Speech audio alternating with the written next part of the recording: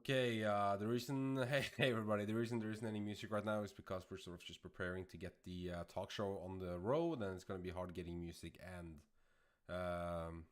Spider's voice at the same time. So we're getting ready to start here. Just give us a few more minutes. Grab some coffee, guys.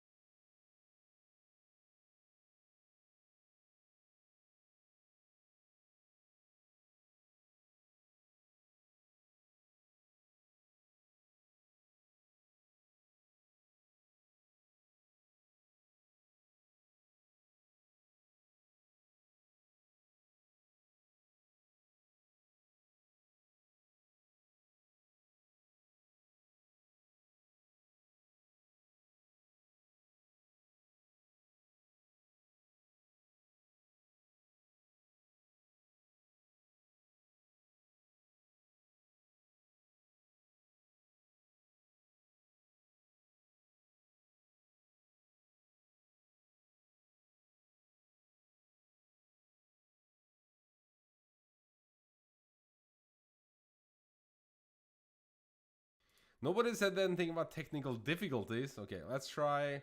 So I'm going to turn up the volume now, and then we'll see. You guys need to help me decide when the volume is okay. So try to talk, Spider. Hello? Can you Okay, hear me, guys? yeah, I think the volume looks pretty much the same as mine. Do like a mic test, mic test something. Yeah, no, I think the audio is pretty decent. Oh, sounds good. We're getting good feedback. Awesome. Okay, then it's just webcam for my Perfect. sake. So I don't think Spider will be joining us with webcam. I think that's fair enough. So only audio from him. That's fine. You can just keep enjoying my beautiful face. And then for music, I can try to get some music going, but it's gonna be really on the low end. Let's see though. I'll give it a go. I'll give it a go. Have you tried rebooting? Oh my god, LC's in the chat. How do I ban people? Is that right? No, okay. Let's see if I can like turn down the volume. Oh, that's already too loud, isn't it?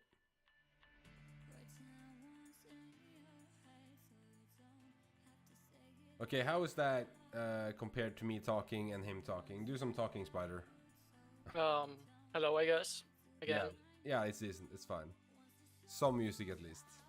Probably not the music I'll see once, but it's some music. Okay, welcome everybody. So I think we should just get this show on the road. Today is a very special episode of what I'm starting to call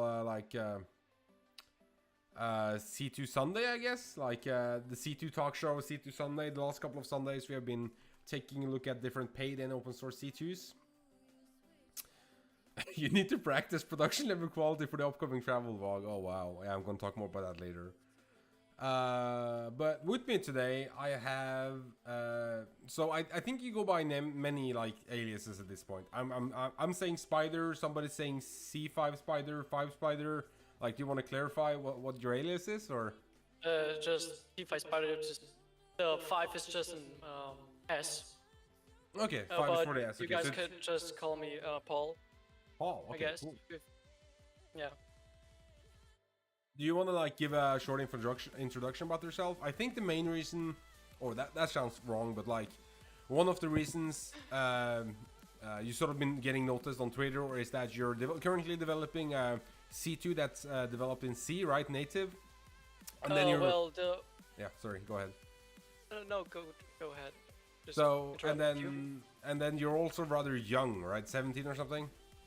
Yeah, exactly. I'm currently 17 years old and still going to school. Okay, cool. So do you study like so I obviously I don't know how the school system is where you're from, but is it like are you moving into what I would call college, or the US peeps would call college, or? No, it's pretty much high school. I'm going to electrical engineering high school. Cool. And pretty much we are also learning there how to program low-level hardware like Arduinos, ESP32s, and so on. Really like microcontrollers. Okay, that's cool. From there I learned how to program in C and C++. Yeah. Oh, that's cool as well. So you started off right off the bat. Is that like the first programming language you was taught during school, or? Wait a second. I echo. Yeah, no, Sorry? it's on my end. It's because I have speakers on. Let me try to see if I can get like, something else going here. Okay, live fixing debugging. I already don't like this. Okay, give me a second here, guys.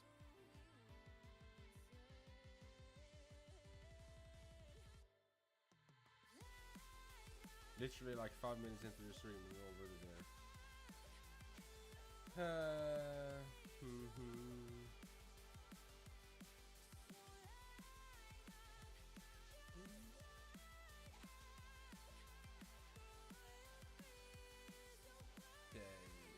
See if I can get my AirPods working instead. So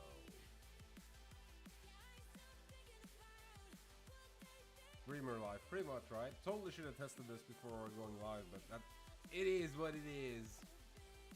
It's not a live production if there aren't technical issues. That's true. Not yeah. I know. I turned down my mic in an attempt to get away from the echo. Rank everything up. Honestly, I should just get like a wired set of headphones, but I literally don't have that. I do not have anything wired. It's all wireless. Okay, let's. I'm gonna try to pair my AirPods with a Windows machine. That's probably not gonna work. RIP.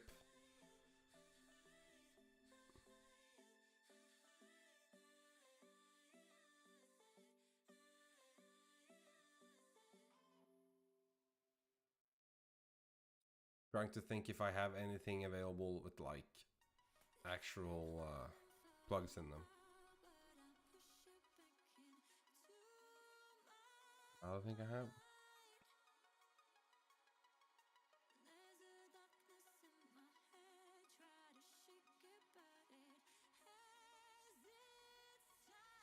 Yeah, I could. The easiest way would probably be to do push to talk. To be honest, if I can't get the AirPods pairing. You are totally right. Just might have to do push to talk. Okay, let's see if we can do that. With the key binds. Dun, dun.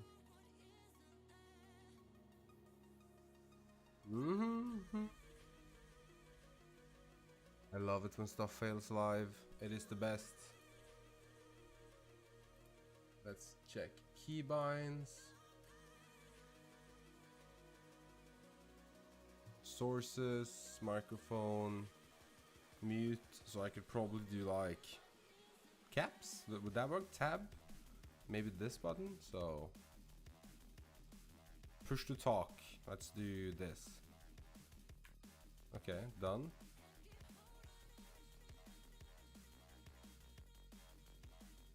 That didn't work.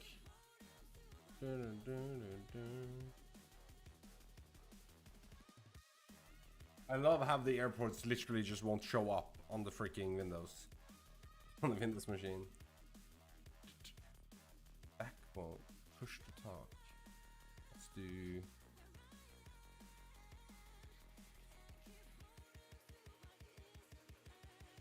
Is this what I'm paying for? Like, what the f...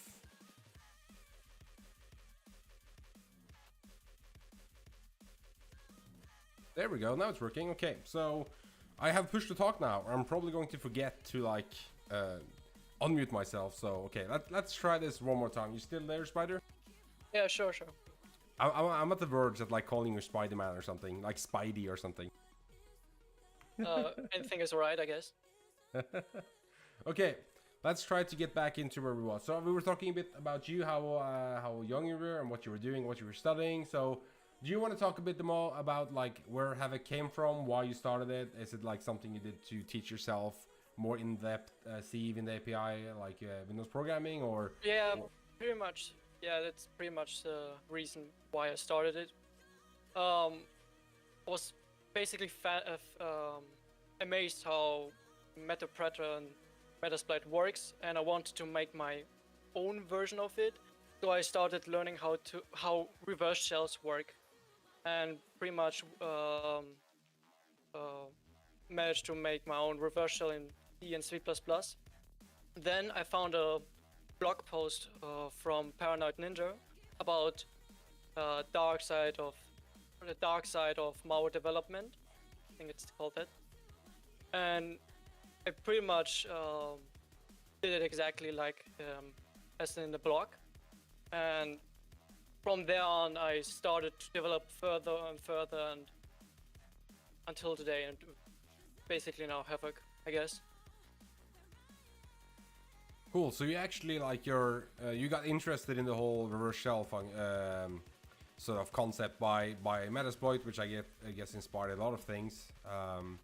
And then you just started up. Do you have? I'm trying to find that initial blog post, maybe to link it in chat if other people. I think I still have it. If you have it, send it to me and I can link it. I don't think you can post links, sadly.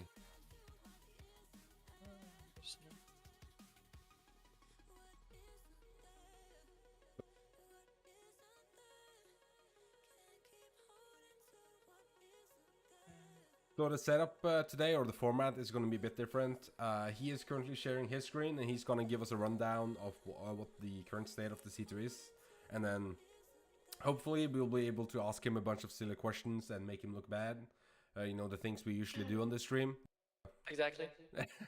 So, yeah, I think we just should get that link out there, and then we should just dive into it. And I think I'm just going to leave you to talk through most of it. Like, I want to know design decisions you made throughout developing it, how many times you went back and changed something in terms of when you fucked up and something didn't work out. I want to hear like the stuff you actually learned from, not all the successes, but like the mistakes you made and how you corrected them and what you learned from them. That's what I want to get into. I think I have still pictures from my early development.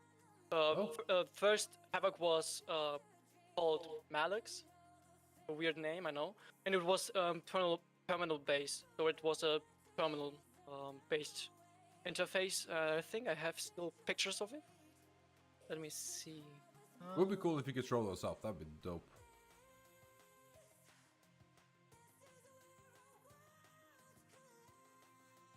Image. Does anyone? Yeah, either send me, or if you could show them in your VM that you're sharing, that would probably even be easier for me. Actually, I'll switch over to the VM now. We'll give it a go. So, welcome for some feedback in terms of if you guys can see the text, if the quality is okay. Not that I can do very much about it, but like, at least the confirmation that it looks half decent. Right. Well, this was one of the versions of it. It was basically terminal based, and the implants were written in C++ back then, and because Paranoid Ninja used C++ in his blog post, and I basically many times I uploaded it to VirusTotal to check for if it's bypassing any antivirus. And back then I didn't knew that it's sending my file to the antivirus. Man,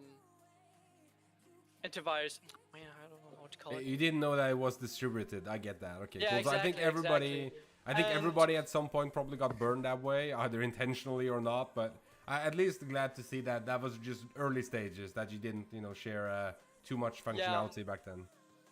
And basically, I didn't knew it, and my payloads were just caught by Windows Defender, and I thought how it got detected.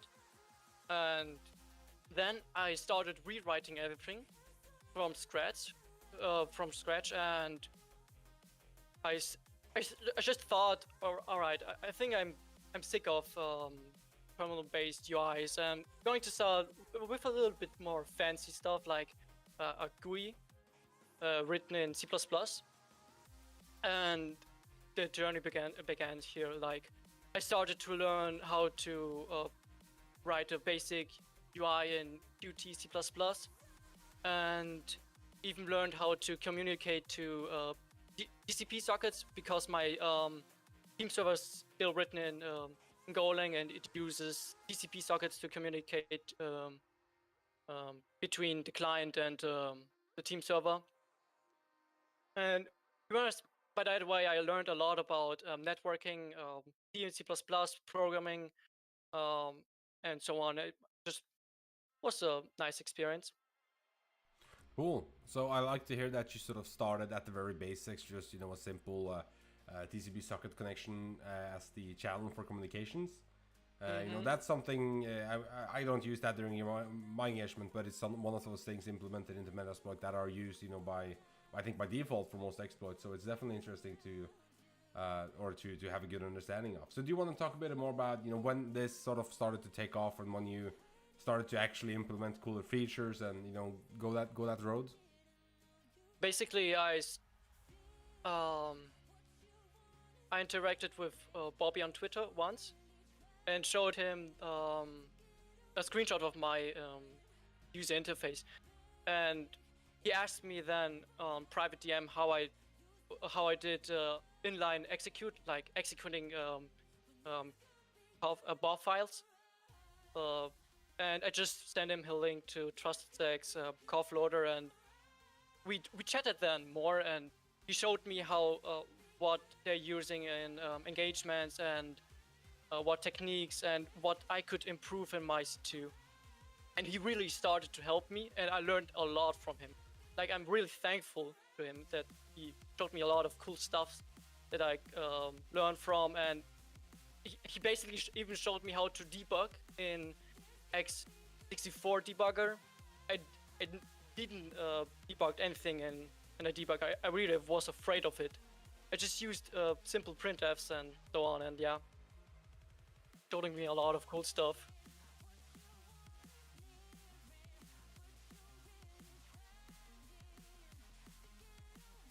I mean, I still use printfs, so I don't know. I don't know what you're talking about debugging stuff. Breakpoint, who uses that? Printf all the way, right? It's really cool though to like hear that you found somebody, an individual online that I would say relationship with him sounds like he was a mentor. That it was almost an unofficial mentorship. More or less, he just showed me how some basic things, I would say, like basic techniques and what could used. Like, he showed me how syscalls works and what syscalls are, and from him I learned about direct syscalls and so on. Basically, how to evade PDRs and antivirus and so on, and yeah. So what happened in terms of Twitter? Like I recall, I think a while back, a lot of the posts you made just blowing up. So how did that happen? Did you? To be honest, I don't know. I still don't know why I do those. To be honest,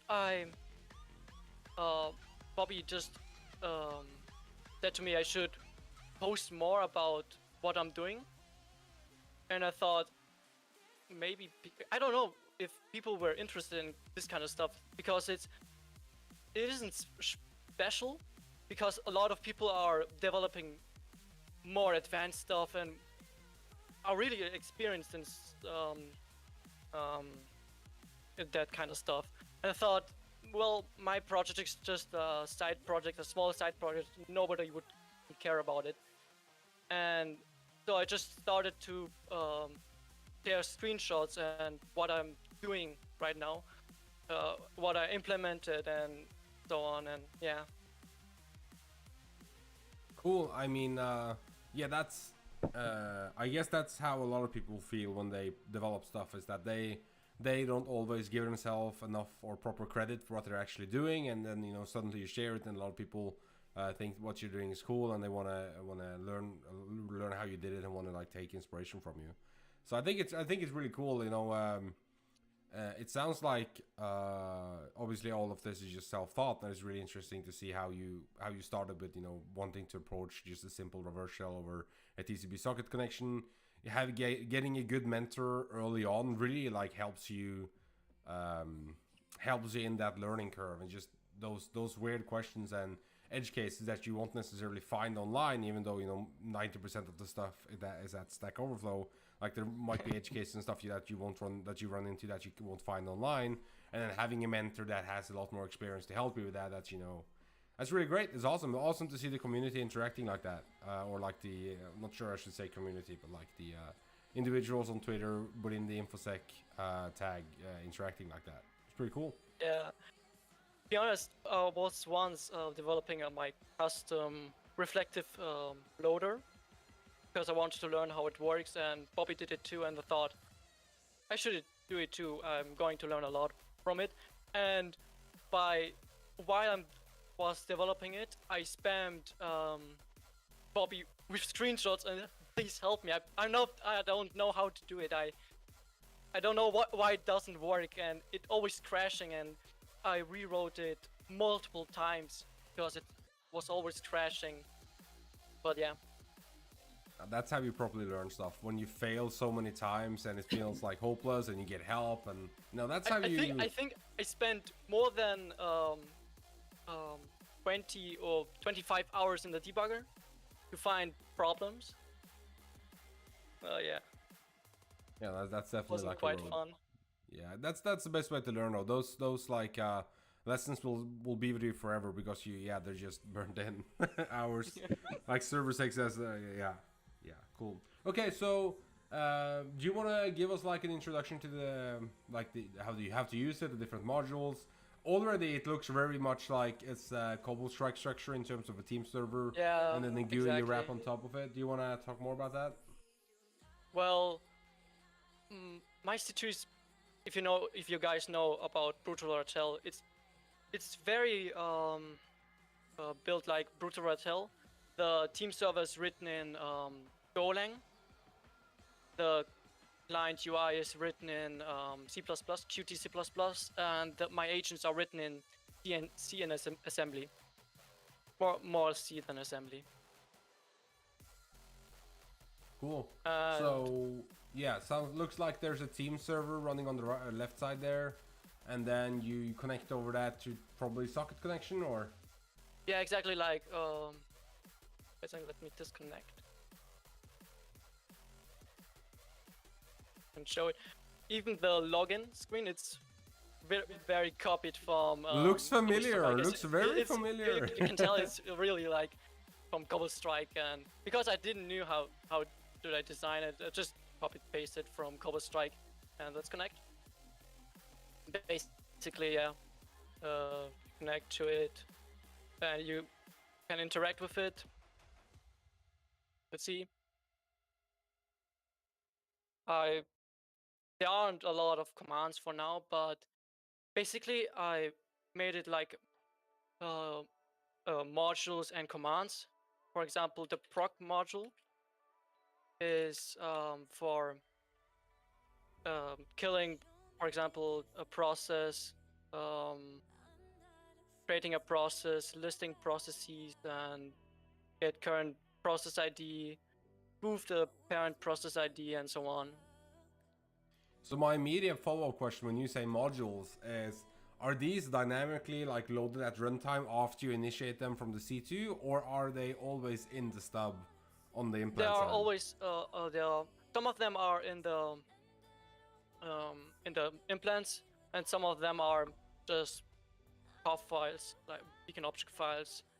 And a few days ago, no, last week ago, I implemented a simple Python scripting engine into my C2 to make it easier to add commands, because I was sick of always typing inline execute and my path to the call file and so on.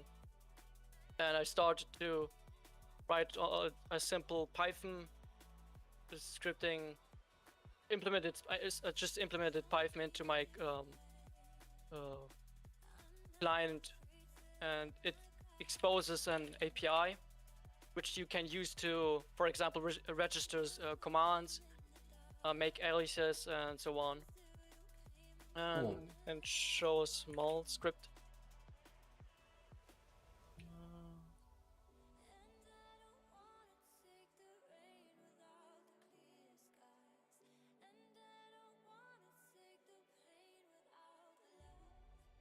For example, this is how a Python script would look like if you would register a command for inline execute.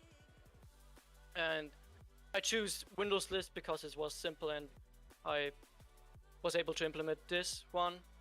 Just choose that one. And what could I show next? Yeah, I think this is really cool. My only like my only, not, I wouldn't say suggestion, but like my input would be to have as little as possible in the actual implant. Actually run the implant down to as little as communications and like a basic module loader of some sort, if that is strictly BOF, or if you choose to do like a, you know, make your models reflective DLL and do it that way.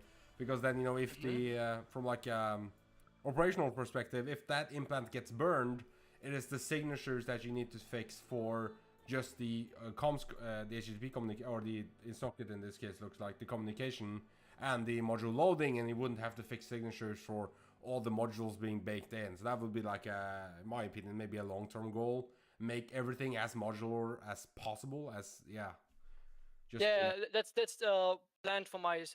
What I wanted is to make my C2 as modular as possible, from the implants to the team server to the graphical user interface, that you can add as much features as you want. Hence why I want to open source it, so people can take a look into the source and know how it's implemented and add custom features and so on. cool. So how do you like? I'm not, obviously I don't know if this is like a good question or not, but have you put any thought into like the key exchange and the operational security of the transport, the channel at this point, or is it more of I thought about it, but it was a little bit too complicated for me to implement like a key exchange. I have still trouble to understand it. So what I did, it's very dumb. Or it's very dumb. So what I did is in the main function, it just generates keys and sends it to the team server, which the team server would use to encrypt and decrypt the communication. Basically here it's generating keys, and even wrote a to-do to change this because it doesn't feel safe. That's probably right. You know, if the initial transfer of keys were to be captured, they would be able to decrypt the traffic, the following traffic.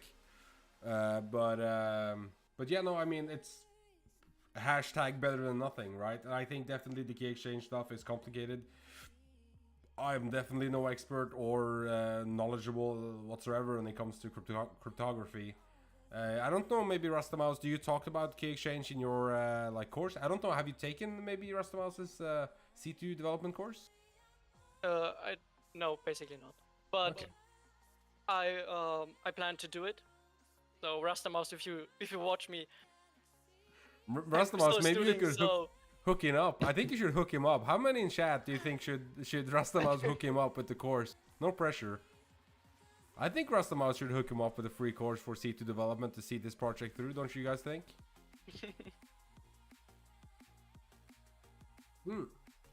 I was about to say as well, you also just released his new driver development course, which might be right up your alley, Spider. But yeah, no. Yeah, I took a look into driver development. So yeah. I mean, I think driver development is really interesting now that there are so many certificates that are leaked. So you don't, you know, my understanding is that the typical abuse at that level would be exploiting an already installed vulnerable driver or bringing your own vulnerable driver. I know that game hackers have been abusing an older afterburner driver for quite a while. So maybe, yeah, maybe that could be something for Spider in the future, having some sort of implementation or have some sort of functionality pushed down to the driver level. That'd be cool. Link to the driver. Oh, I can give you a link. Give me a second. Totally not like affiliate.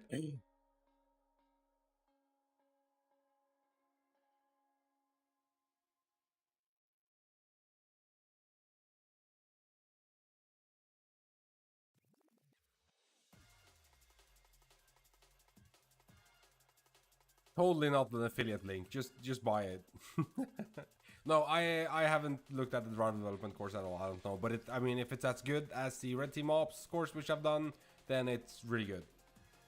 This stream contains ads. Okay, cool.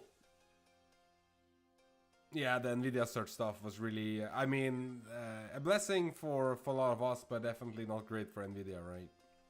Okay, cool. So, I mean, I'm really impressed. Just, you know, I don't think mimicking. I wouldn't say mimicking, but I won't. I don't think being heavily inspired by the Cobalt Strike layout is bad in any way, because the Cobalt Strike layout is really good. So I don't see that. You know, I don't. I think you should take any critiques from that as long as you're honest about being heavily inspired by it. Yeah, I just straight up copied it. Sure, looks good. Looks really good. Okay, cool. So, what sort of channel communications do you currently have? Is it only TCP sockets still, or? Yeah, for now it's TCP sockets because I wanted to add the features I wanted to implement. For example, I want to add a module system, which to make it more modular, like to register reflective DLLs as commands and so on. And after I'm doing that, I planned to add, for example, HTTPS, WireGuard. I saw on Havoc C2 it uses WireGuard, and I wanted to add this too. Want to add as many communication protocols as possible. So, yeah. Cool. I definitely think that I agree with Olaf is that the minimalistic interface is really dope. I also think that the fact that you're starting to implement the Python library that we as the users can build on is absolutely fantastic, because if you're lucky, the adoption rate might be decent and people might actually provide more modules that they want to see themselves once you open source it. I'm assuming you're planning to do that at some point. Yeah, exactly. I plan to do open source and having a proper Python library instead of, say, I don't know, your own scripting language, aggressive script. It's probably like more preferable by a lot of people, and I love it. I'm not skilled enough to make my own programming language. That's probably a better way to like front it. So, but I mean, I think this is more than enough in terms of like the flexibility standpoint. I even struggled to implement the Python one, because to make a simple class in C for Python, it already took me a half a day to make it. Yeah, no, it's probably a nightmare, like integrating such low-level programming language with like a scripting language. So, but I think having something like this is awesome, and this way, you know, ideally I would be able to register a handle to different beacons, so I can watch for activity and I can trigger certain actions based on the activity. One example that I recently had was that, you know, you land on a workstation or laptop that somebody are working from home with, and then I need to wait for their VPN connection to come up. So being able to have a Python script that checks the IP addresses available from the different interfaces and then alerts me whenever a new IP comes up, that would be great, because then I know that the user is on VPN. So I think this in terms of flexibility, I think this implementation is really is probably going to be sufficient, having a Python library. I mean, yeah, it's Python, right? Yeah. Cool. So, do you want to show off some of the other modules that I saw mimikatz in there? That's probably cool. Yeah, it's basically just it just executes the B file in memory, and that's basically it. Yeah, just like a reflective loading of mimikatz then, right? No, it's not really a typical reflective loader like an DLL. It just uses the exe file and just executes in memory. Okay. I have a command for that, like user mimikatz. Let me see where it is.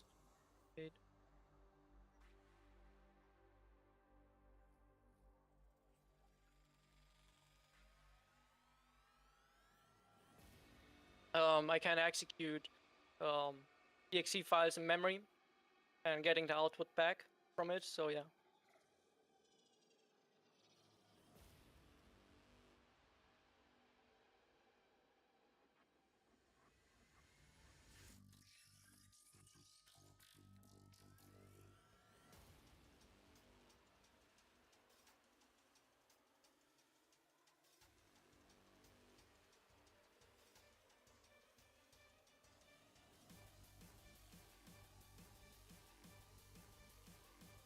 I think you're muted.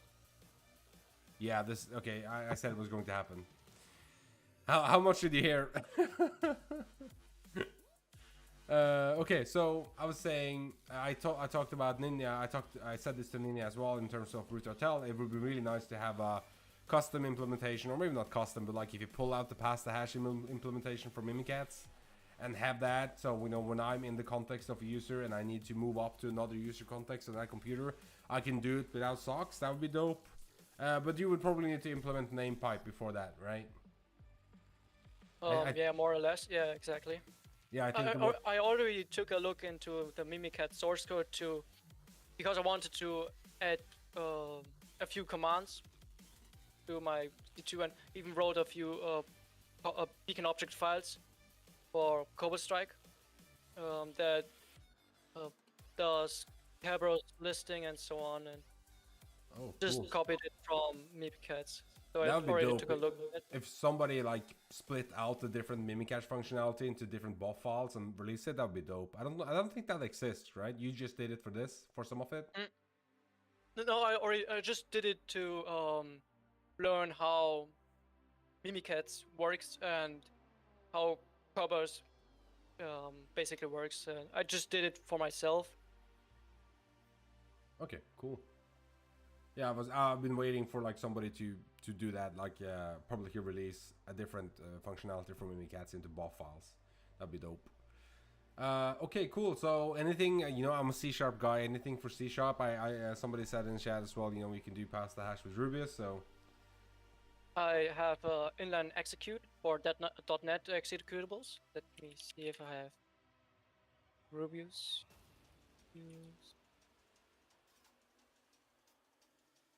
Oh man, I didn't install it.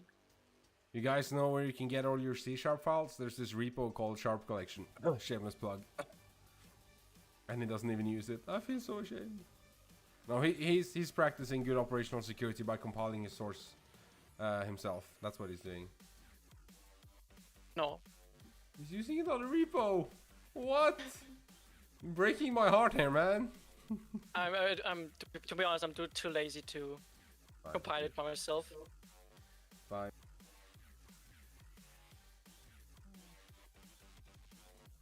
Things already installed.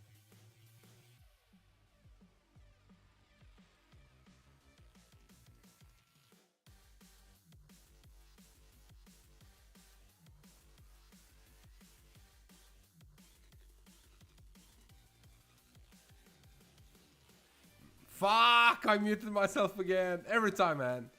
So what I did is that I was laughing and then I said, I read Server6's comment. I was talking about Sharp Collection the other day with a colleague. If you ever skip in a backdoor, we're all doomed. Well, sorry to say that. Or sorry to hear that. But yeah, I'm just going to link Sharp Collection in the chat if you guys haven't heard about it. But yeah, there's a giant disclaimer there under OpSec, basically telling you that you should not deploy this on real-life engagements blindly without taking a look at the binaries first. So, okay, cool, back to you. Okay, so inline execute assembly. I have questions. So does this create? I'm guessing this loads the CLR into the current process and then creates like a disposable app domain, or it creates the app domain. Can see. Yeah. Cool. I haven't worked on it that much. I planned. Basically, it uses default domain for everything, so I plan to make it more modular, so you can use your own app domain and so on. Yeah, that would be probably preferable, being able to set your own app domain, and then I don't know. I think somebody said that actually unloading CLR after you loaded this is a pain in the butt.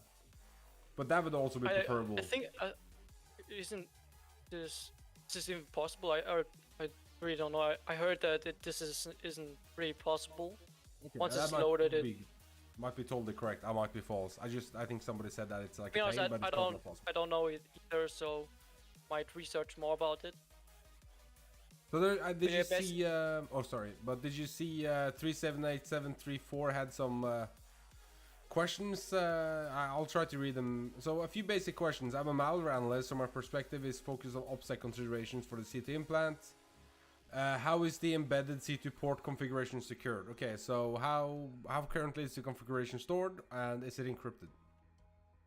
Basically, it doesn't have really a config. it does everything at compile time.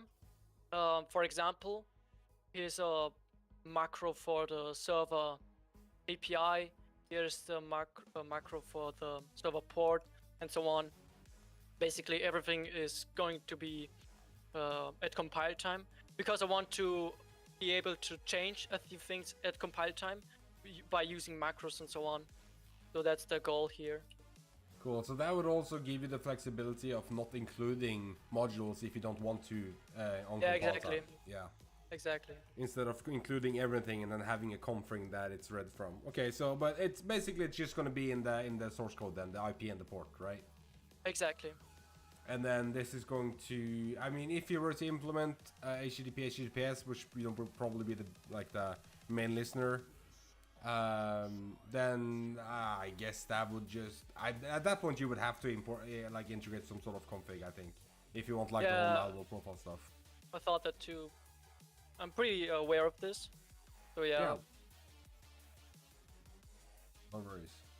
Yeah, I think that's going to be the main. But as you said, it seems like you want to implement most of the functionality before you start looking deeper into the listener functionalities, the different listener. Mm-hmm.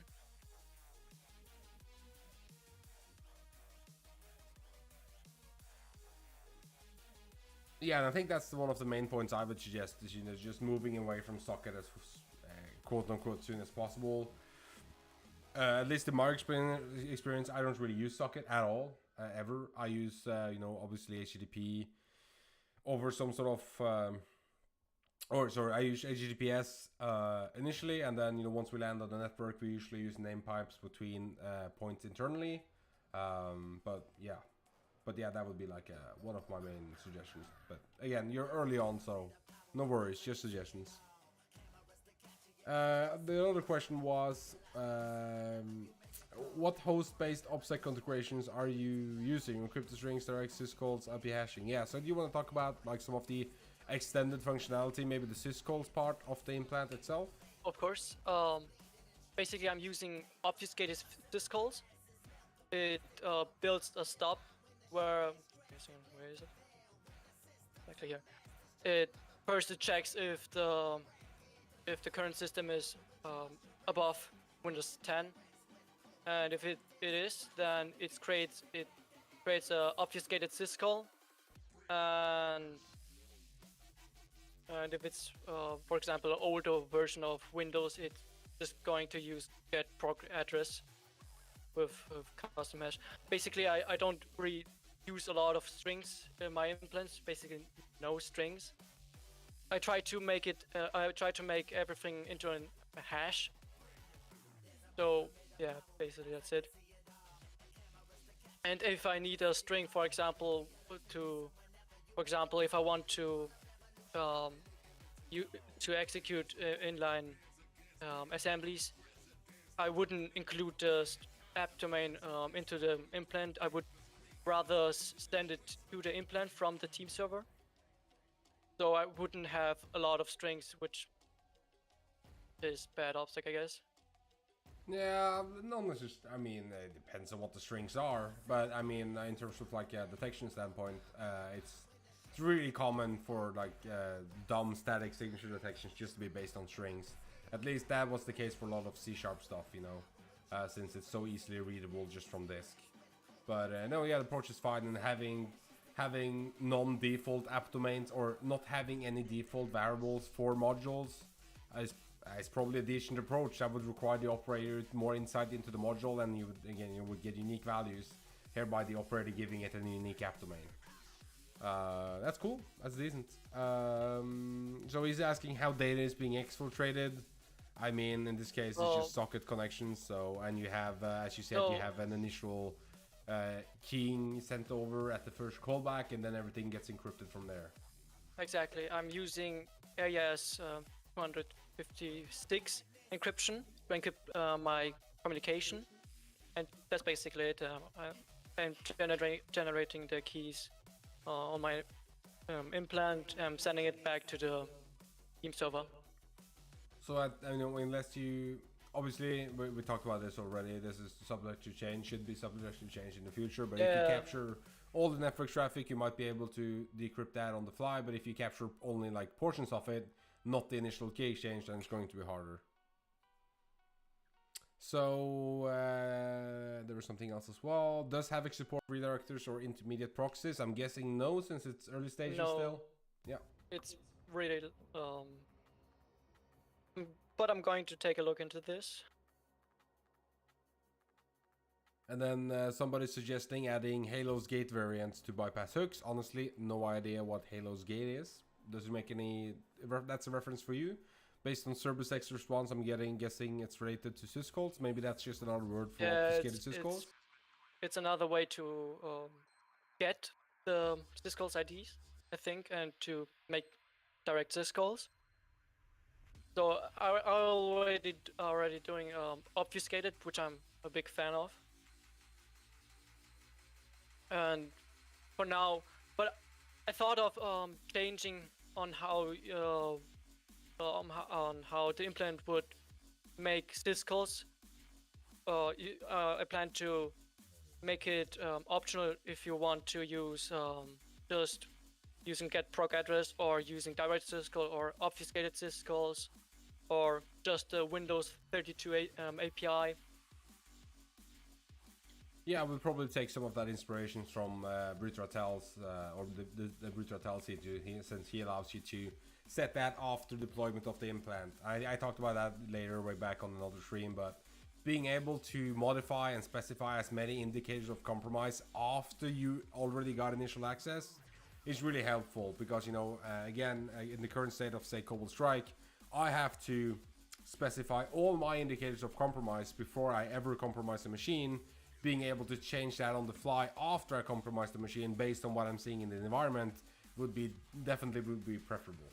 So that's a takeaway. If I were you, I would take further on, you know, being able to, as you said, change up. Do I want to use syscalls? Do I want to use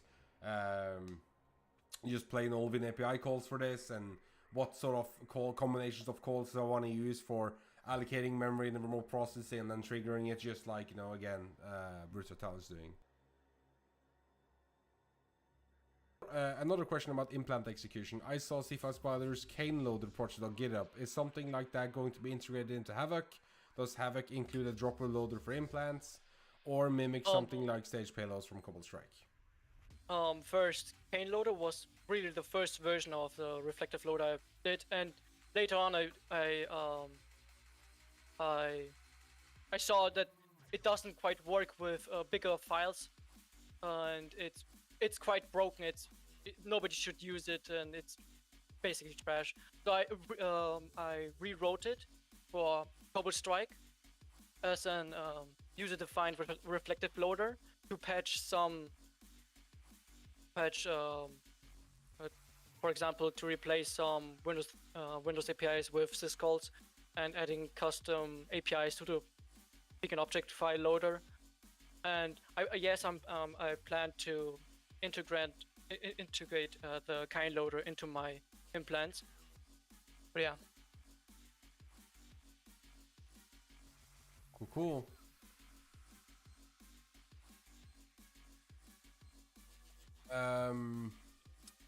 So let's go back to the C2, the team server GUI there. Anything else you wanna, like, you're particularly proud of, or cool stuff you recently implemented you wanna show off?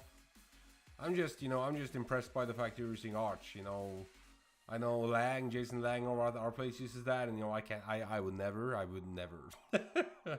would be totally useless. I always forget what commands I have. Let me see again. For example, I even have different options of how you would like to execute shell code. You can use APCs, indirect syscalls, or obfuscated syscalls. You can spawn a process and inject into that process, and so on. There are few commands or options you can choose from.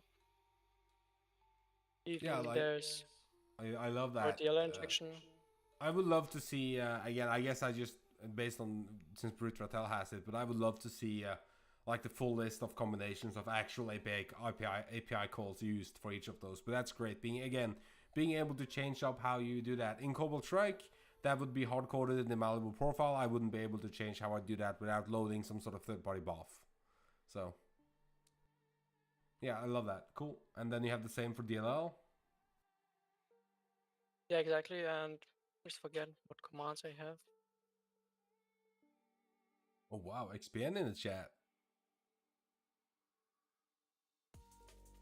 So I got it, since you know when XPN joined, it got me thinking about the audio stuff. So do you have audio and stuff in Arch? Lang tells us that you can't have audio in Arch. He never gets that fixed. To be honest, I don't have a problem with audio in Arch Linux, so. Oh, and then you had audio problems just now. No, that's something different. Don't do that one. That doesn't count. Oh yeah, your mic is like breaking up or something. My mic? Yeah, I think your mic is loose or badly connected or something. It's like, you sound like a transformer, a bit like XPN. He also has that issue on his Mac. Swear to God, Mac and Linux people and their audio just never gets it straight. Wait a second. Let me fix Yeah, I think just trying unplugging, plugging or something.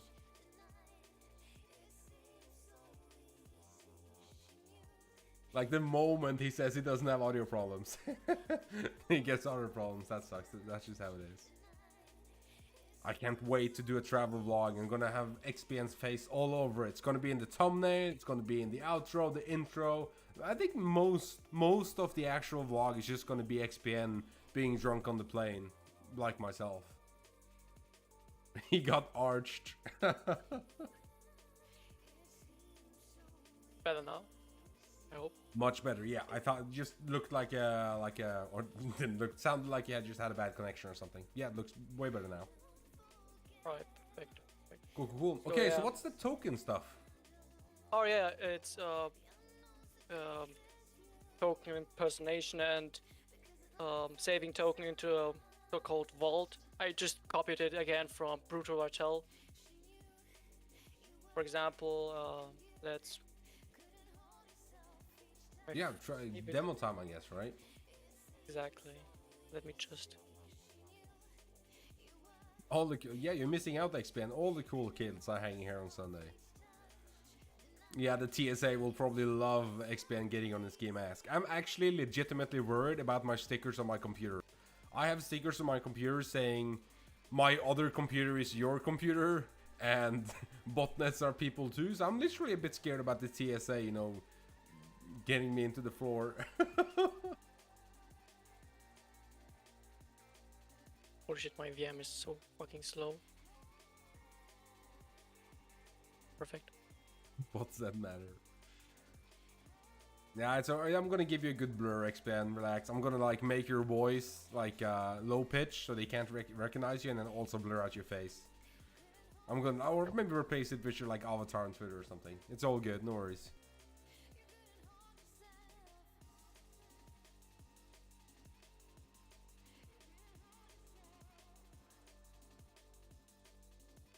Perfect.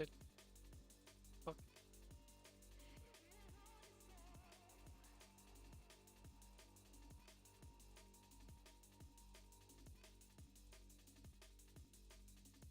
Impressive how slow my VM is. Yeah, I just love when that happens on while you're doing something, right? Exactly. I know what it is. It's probably that the machine is domain joined and the DC is dead, so it's like, what's going on? Oh no, it's not domain joined. I take that back. Never mind. There we go. Oh, we got enough of them now. Yeah, exactly. So. Yeah, exactly. Grab with that one you can grab for a specific process. I think it's called that way. Man. Just gonna copy that one. Don't tell Odvar this. When me and Odvar had a discussion a week back about how tall you are, XPN, because every time you're on Zoom, your camera is always so far up. So we think you're short, but then you posted a workout video and you're like fucking 6 something. You're tall, dude. That was funny.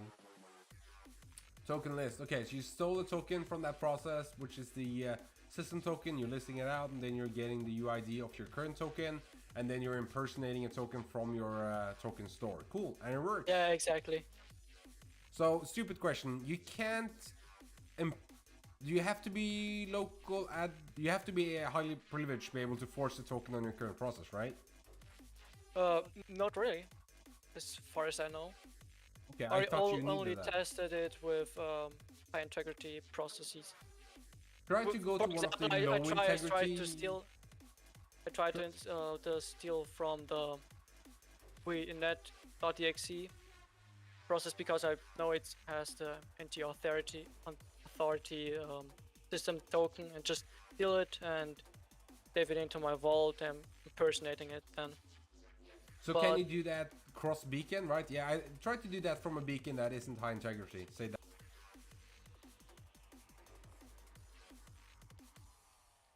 Oh, no, I mean, guess. Oh, yeah, I know, but oh, I thought the token store was cross users. I thought it was No, stored. no, Okay, really. yeah, sorry. But it's a good idea. Yeah, I thought so. No more. I always imagined the token store being stored on the C2 side, so you could like, if I had two machines internally compromised, I could like steal a token from one computer and then use it on another one. That would be dope. So Skelsek is asking, when comes the part where we can watch Flangvik struggle to execute a single command on this framework? Well, the funny thing is, me and Spider just talked about that before going live, and we decided that wasn't going to happen. So sadly, there won't be any me struggling today. It will only be, if any, Spider. XPN, I was wondering why everyone was laughing when I said I was 6 feet. Well, I mean, yeah, it could be photoshopped. It could be totally photoshopped. So I guess we just have to wait and see when we meet you in the States. So the PowerShell stuff, that I'm guessing that's like, it doesn't spawn a new PowerShell process and run commands. That's like what's it called?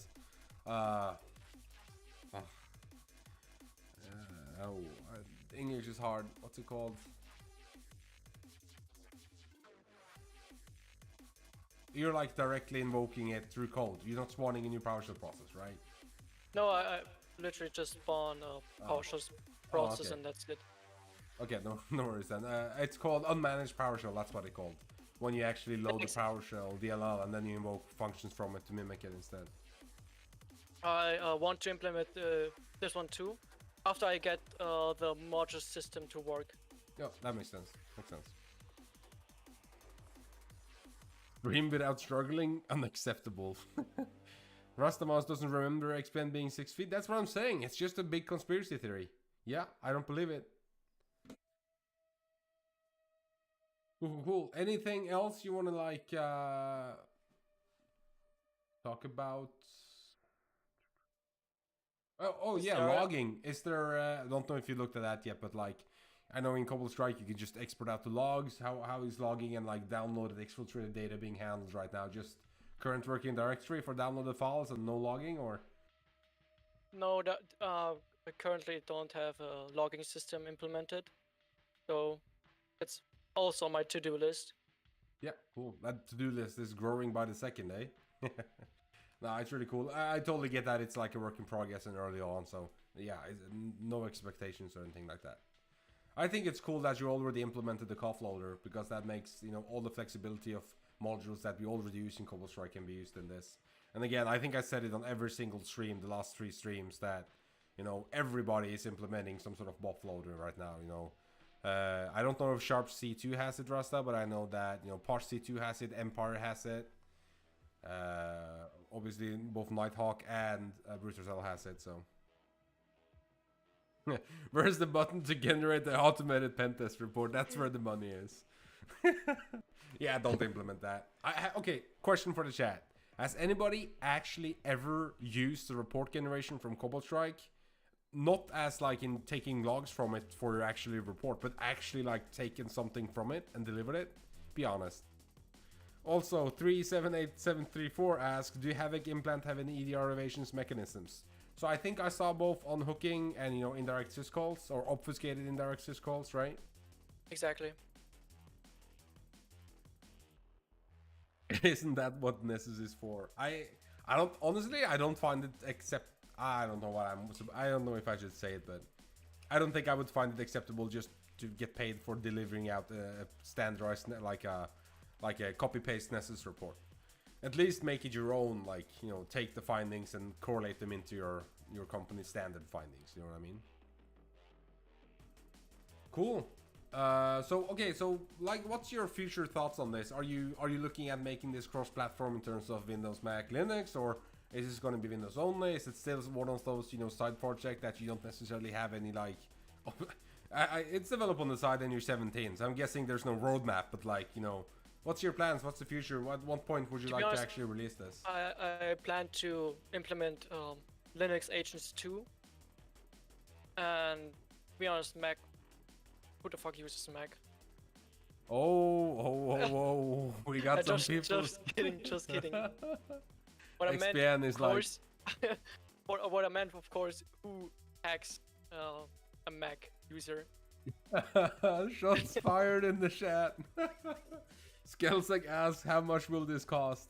Well, to be fair, we have had some large clients that have Mac issued machines to a lot of their employees, and you know, you would just have to use something specific for that. I think XPN is like, yeah, I'm about to say it, XPN is like literally the subject matter expert on this when it comes to breaking out of any jails applied by the Macintosh ecosystem. So, but yeah, but no, I definitely don't think it should be a priority. I would definitely get proper listeners, a proper API, proper, like, in terms of the Python library, and then having extended functionality and evasion for Windows systems. And, you know, I don't know, Olaf can probably answer this, like the uptick in EDRs installed on Linux. I think you can still get away with a lot of cheap stuff on Linux. On Mac, yeah, I think almost the same, but they have a bit more restrictions in terms of initial access.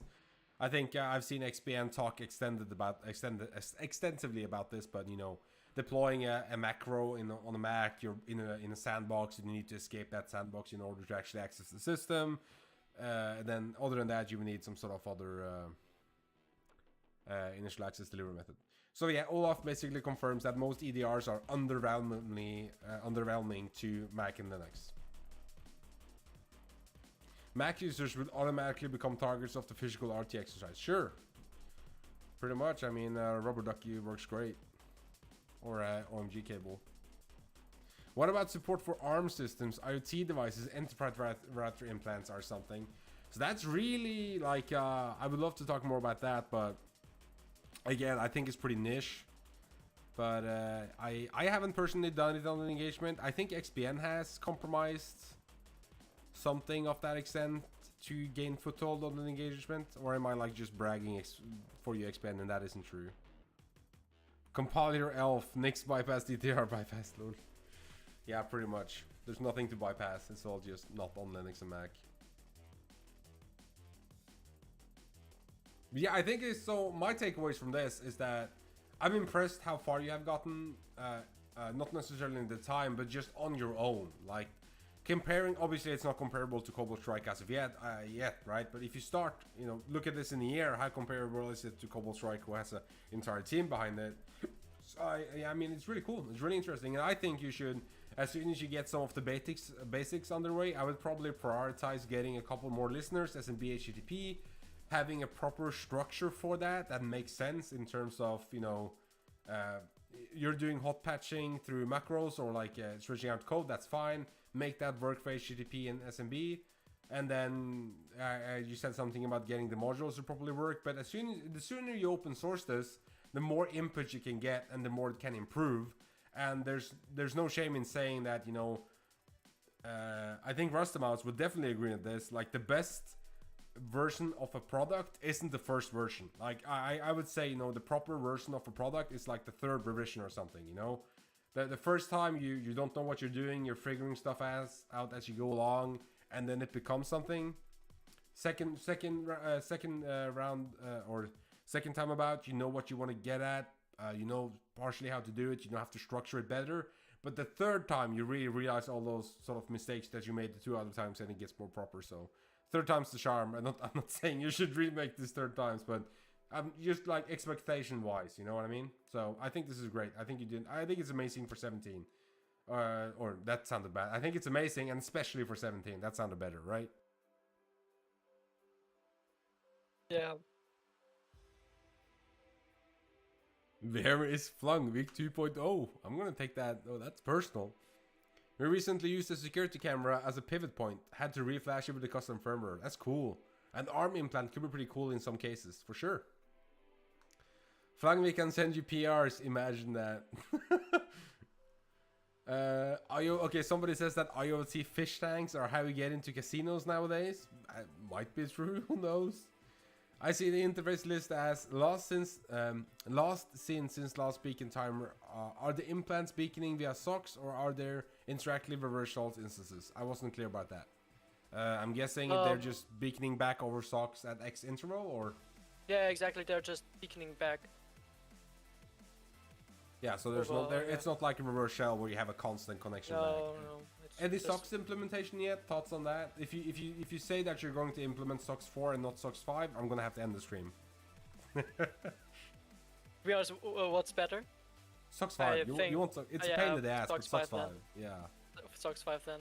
It's a huge pain. I think I would probably wait until Brutra tells. I think he says he's going to implement it, or in Paranoid Brutra tell, and then he's probably going to blog about that takeaways. But so far. Yeah, I was just about to say Rastamouse, he brought it before I could say it, but Rastamouse told me a couple of weeks back that SOX 5 is a pain in the ass to implement, and he literally just wrote, lol, good luck. So, yeah, good luck, Spider.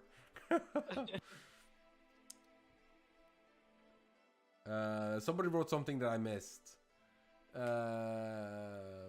So I think in terms of, yeah, I think in terms of compromise on like non-traditional devices, printers. Fucking printers are out there. There are so many printers on corporate environments that either don't have credentials or have default credentials to access the administration panel. Imagine just uploading your custom firmware at night, flashing that, and then you have a persistent access point to that printer. Nobody would be able to pick that up, right? So, I think, yeah, being able to let you move on to printers would be cool. Just skip SOX 5 and implement SOX 6. Much logic. Be the change. Go for your own SOX implementation. Fuck the standard. So, yeah, pretty much agree with what 378734. You need to get in your nickname, by the way. AAS key generation plus key exchange via RSA. A layer of TLS would be great. Yeah, so TLS will come to PS and proper key exchange. I think there's multiple blog posts written about that. I think if I were you, I would probably ask Rastamouse to give me like a free access to his malware development course. Rastamouse, I think you should do that. Give him access to your C2 development course so we can see this grow. Don't you want to support the community, Rastamouse? Come on. We need more peer pressure here. It isn't working.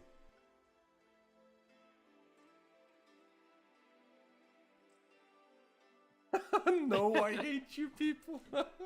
Oh, come on. Rasta, it's a kid wanting to learn, wanting to grow and become something. Are you gonna stand in the way? Come on, Rasta. Don't listen to Skelsek. He's always negative. He's never positive. He just wants me to fail. He literally like feeds on my distress and failure. Support the community, Rasta. That's the spirit, XPN. Lol, he's clearly too skilled. Sharp C2 competition. Yeah, actually, I think Rastamouse should just give everybody free courses in the chat. Okay, I'm gonna drop my affiliate links again.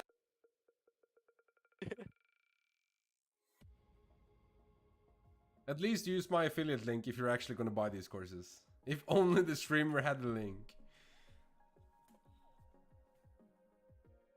What is Sharp C2? And if Spider takes a driver development course, they should add rootkit support for protecting implants. Load the assign drive manager map it, hide it, implement is cool. I mean, I think with the that's a whole other discussion. But like with the rise of signatures being leaked all over the place, rootkits are gonna make a proper return. Not just nation state wise, but like lapsus wise. Rootkits are gonna make a proper return. I'm sure. And it's gonna be basically disabling whatever you have on your system and hiding, you know, rootkit style. Implementing a rootkit probably easier than SOX 5. So, well, that doesn't sound good. Everybody's better than Scalesec. Getting banned in 3, 2, 1. Also, did Spider follow up on adding an UFI implant? You know anything about that, Spider? I don't know.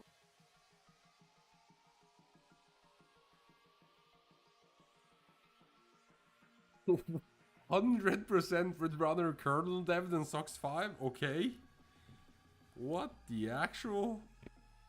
Is it that bad? If only I knew some internal researcher that already implemented SOX 5 in an extremely good internal C2. Is Justin here? I hope Justin isn't here. He left, right? If only.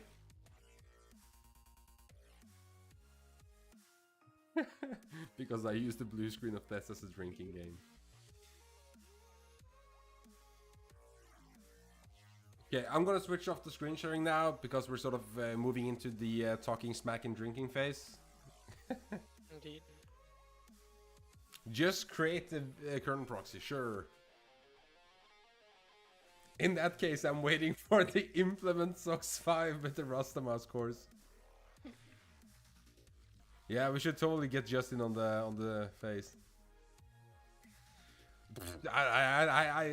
I can neither deny or confirm what you're talking about, Olaf.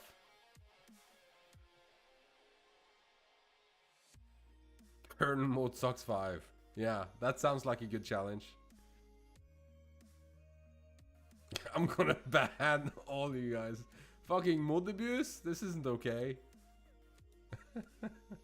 Okay, guys. I'm gonna do some shameless plugs now. So if you're not part of the Flangvik Discord, yeah, that's a thing. Feel free to join. I'm gonna drop the link in a sec here.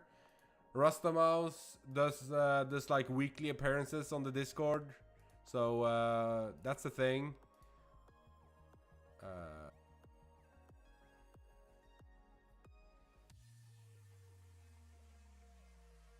And then, so I'm actually making a freaking travel vlog. I'm breaking, I don't care how uncomfortable it's going to be. I'm doing it because lols.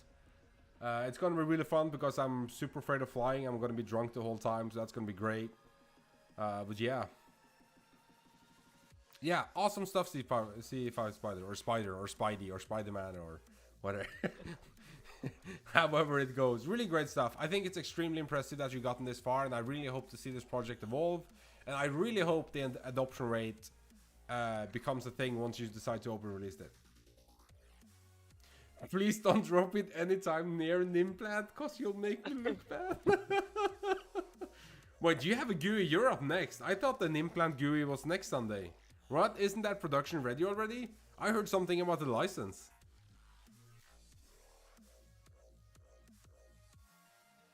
Yeah, I'm really looking forward to the trip as well, Expand. Yeah, I heard that the implant GUI is pretty much done and you can buy it for money and stuff, like it's licensed.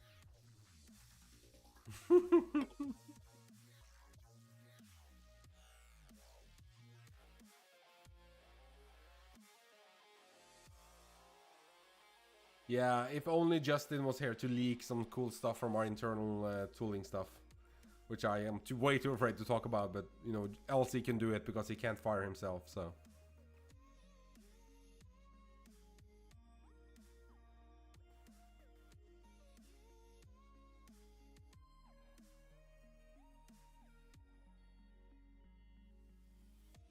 Just get him drunk on the vlog. You know, the fun thing is that me and XPN, or not me and XPN, but XPN had a plan and I had the same plan.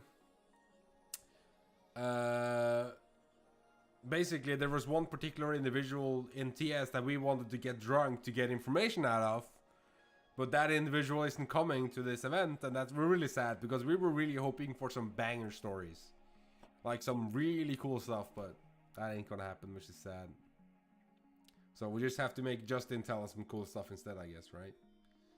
If only LC was here listening to all this. He left. He was in earlier, but he left, so shame on him.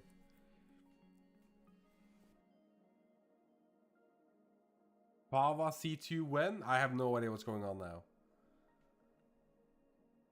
Yeah, it's actually sad that he isn't coming. I was really gutted as well. It sucks. Yeah, it would be so much cool stuff.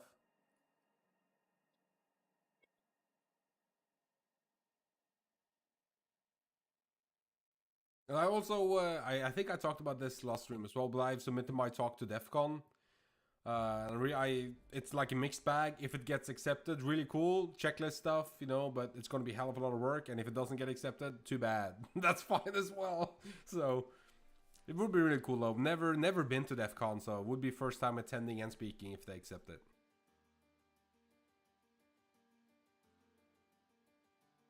Really dope. It's a really cool tool release. Wish I wanted to talk more about it, but it's really cool.